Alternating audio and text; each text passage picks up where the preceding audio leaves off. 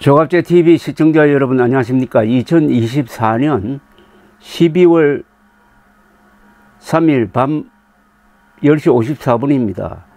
윤석열 대통령이 오늘 긴급 담화를 통해서 지금 대한민국은 당장 무너져도 이상하지 않을 정도의 풍전등화의 운명에 처해 있다면서 비상계엄령을 선포를 했습니다. 윤 대통령은 지금까지 국회는 우리 정부 출범 이후 22건의 정부 관련 탄핵 소추를 발의하였으며 지난 6월 22대 국회 출범 이후에도 10명째 탄핵을 추진 중에 있다면서 이것은 세계 어느 나라에도 유례가 없을 뿐 아니라 우리나라 건국 이후에 전혀 유례가 없던 상황이다.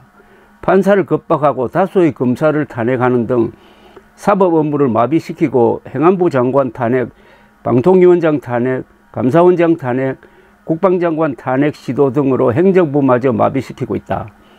국가 예산 처리도 국가 본질 기능과 마약 범죄 단속, 민생 치안 유지를 위한 모든 주요 예산을 전액 삭감하며 국가 본질 기능을 훼손하고 대한민국을 마약 천국, 민생 치안 공황 상태로 만들었다고 했습니다.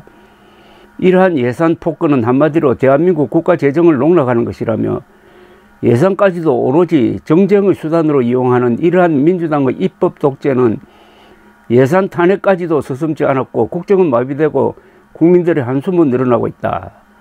이런 대한민국의 헌정 질서를 짓밟고 헌법과 법에 의해 세워진 정당한 국가기관을 교란시키는 것으로서 내란을 획책하는 명백한 반국가 행위다라고 이야기를 했습니다. 그런데 헌법 제77조는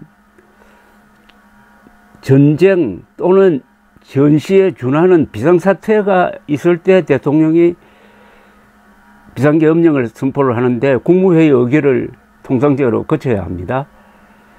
그런데 중요한 게 비상계엄령 선포 사실을 국회에 통보를 해야 됩니다. 그러면 국회는 과반수의 결의로서 재적 의원 과반수의 결의로서 비상계엄령 해제를 결의할 수가 있어요.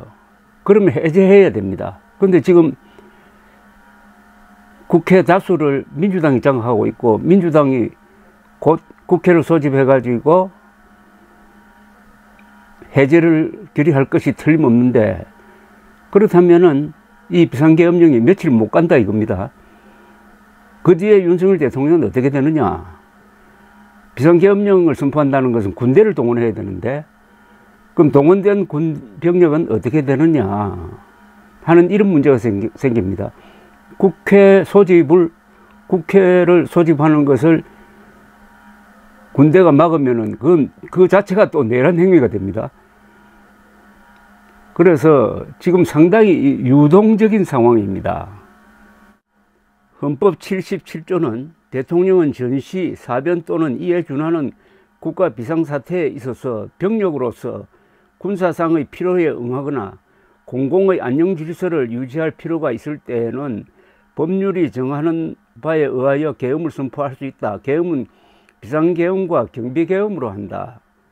비상계엄이 선포된 때에는 법률이 정하는 바에 의하여 영장제도, 언론, 출판, 집회, 결사의 자유, 정부나 법원의 권한에 관하여 특별한 조치를 할 수 있다. 계엄을 선포한 때에는 대통령은 지체 없이 국회에 통과해야 한다. 국회가 재적 의원 과반수의 찬성으로 계엄의 해제를 요구한 때에는 대통령은 이를 해제하여야 한다. 그러니까 이 비상계엄이 오래 못 간다는 이야기입니다. 그런데 비상계엄을 국회가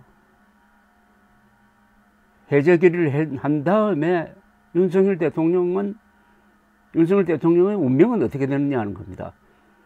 과연 이 비상계엄령 선포가 헌법에 맞는 행위냐 하는 것이 따로 문제가 되고, 그때는 아마 국회가 탄핵 소추안을 낼 것이 분명합니다.